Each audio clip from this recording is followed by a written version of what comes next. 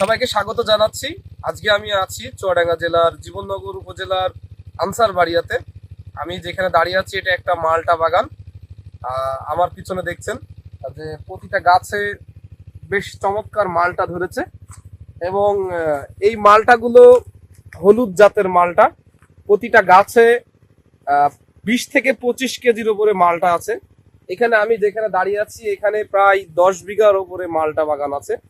এই মালটা বাগানটা সম্পূর্ণ কিন্তু এখন পরিপাক ফল ধরেছে এবং এখন কিন্তু বিক্রির উপযোগী হয়ে গিয়েছে। তবে আমি কৃষকদের সাথে কথা বলেছি, যিনি এই চাষি, তিনি বলেছেন যে এবছর কিন্তু মোটামুটি ফলের দামটা অনেক ভালো এবং এই বছরে আবহাওয়াটা অনুকূলে থাকার কারণে কিন্তু প্রতিটা গাছেই অনেক ফল ধরেছে।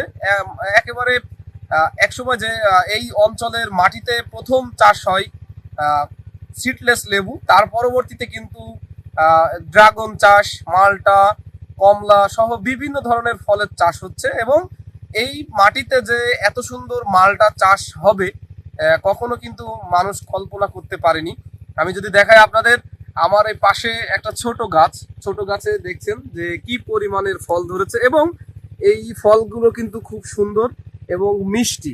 আমরা দেখেছি অনেক ক্ষেত্রেই ফল কিন্তু টক ছিল, কিন্তু পরবর্তীতে দেখেছি কৃষি বিভাগের পরামর্শ ক্রমে এই এলাকার যে সমস্ত চাষিরা আছে নতুন নতুন ফলের চাষ নিয়ে আসছে এবং তারা কিন্তু নতুন নতুন পদ্ধতি অবলম্বন করে চাষ করছে। একসময় শুধুমাত্র কিন্তু একেবারেই সবুজ ছিল মালটা, এখন দেখছি আমরা কিন্তু দেখছেন যে প্রতিটা গাছে বেশ মালটার কিন্তু কালার খুব সুন্দর কালার, হলুদ কালার হচ্ছে এবং এখানে ক্ষতিকারক পোকার থেকে রক্ষা করার জন্য কিন্তু এই বাগানে কিন্তু ফেরোমিন ফাঁদ ব্যবহার করা হচ্ছে এবং আমরা কথা বলেছি কৃষি বিভাগের কর্মকর্তা, তারা কিন্তু জানিয়েছেন যে কৃষকদের তারা কিন্তু সার্বিকভাবে সহযোগিতা করছেন এবং নতুন নতুন চাষ আনার জন্য তারা কিন্তু চেষ্টা করছেন এবং কৃষকরা তাদের কাছে যে কোনো সহযোগিতা চাইলে তারা কিন্তু মাঠ পর্যায়ে এসে সহযোগিতা এবং পরামর্শ দিচ্ছেন, যার ফলে চুয়াডাঙ্গার মাটিতে যে পরিমাণে নতুন নতুন চাষ হচ্ছে তাতে কিন্তু এই এলাকার কৃষিতে অনেক